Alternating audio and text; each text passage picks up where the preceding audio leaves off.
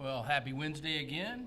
Frank Daniels, columnist with the Tennessean, here with Ted Rayburn, our editorial page editor, talking about issues in the community. Today we're going to talk about two things. We're going to talk about the resurgence of bad drugs from compounding pharmacies and delve a little bit into the state of Tennessee's ongoing problems with bits and bytes and making them work.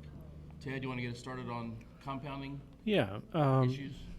We published an editorial today. Folks may have seen the stories we've had over the past few days about a compounding pharmacy in West Tennessee which produced some tainted steroids, not exactly in the situation of the New England Compounding Clinic, but they've certainly led to some, I think, skin-based infections in some patients in North Carolina and Illinois.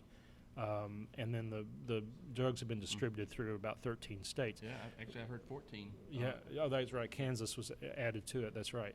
And then today we got the news, or late yesterday, that trying to find out which clinics were delivered these things, and there were 7 in Tennessee, including one right outside Nashville in the city of White House. Is this the same drug or the same kind of drug? It is methylprednisone acetate, I believe is what it's called. Yeah. That was well said. Thank you. Anyway, it's if not handled properly, it is a problem.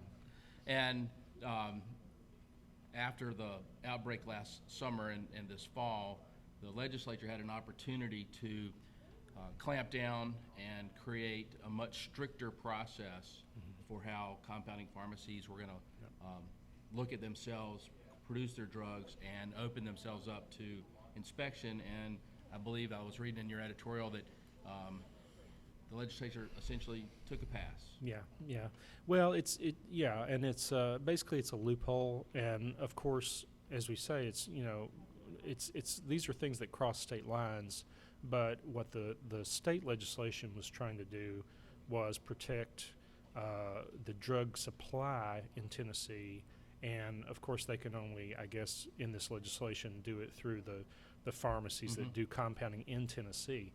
But they did allow this loophole that they didn't have to meet this patient-specific prescription regulation before they could be shipping compounded drugs. So. That was identified as a real risk problem in the bad outbreak of meningitis last year, and so it just seems like it's bad timing. It seems to be a little irresponsible. We certainly understand and know that not all of these pharmacies are engaged in bad practices, but it just seems like it's an erosion of safeguards instead of the opposite. So yeah, it's interesting that an industry that is so dependent on trust has not created self-regulation, things that would obviate the need for legislation.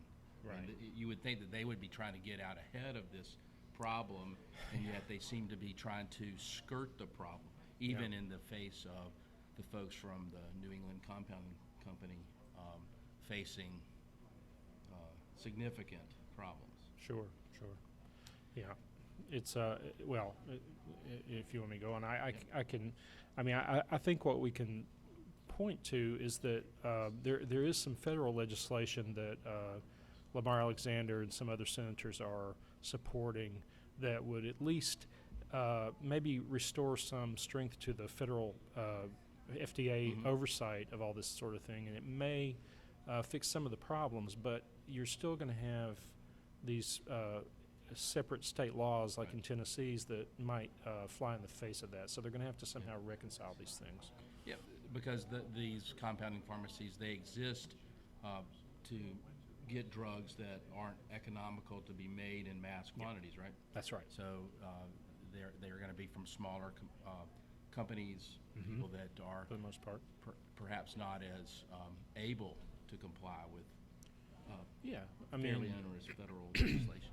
Yeah. So it's one of those things where you would think that there would be an industry commitment. Yes. To building trust. Most definitely. The other thing that happened is our state seems to have ongoing issues with its ability to be a 21st century bureaucracy. Yeah. The latest being this Haslam's administration has determined that a 3 administration long investment in a new car title and registration system that was going to make it easier and is now somewhere in close to $40 million of investment is kaput. Yeah, it's unfortunate that such a large system that involves practically everyone, at least who is able to drive in Tennessee, is so far behind the curve. I mean, they're working from a mainframe that's at least 25 years old, and maybe the technology itself is older than that. But right Probably older than us. Well, yeah, and but right now That's my it's story, and I'm sticking to it. Yeah, exactly. So it's actually, I mean, it's working, but I think they're concerned about the near future, about whether it will continue to work in the way it needs to work for 9 million drivers. And, they need to eventually get to a directly connected computer network between all the 95 counties, but they're not apparently going to be close for a while. Yeah, it's very interesting. I would say that, as a driver, I don't have a problem renewing my registration, doing the titling. I mean, it is. That's right. It is a system that works, so I understand why they made the decision. But it sure does seem like that the state of Tennessee, and this is not about the governor or any particular governor, just the way that our bureaucracy has evolved. It is with decentralized information technologies at a time where information technology is core to our ability to lower costs in government, to deliver better services, to enable citizens to do self-service for the most part, and that takes really good technology.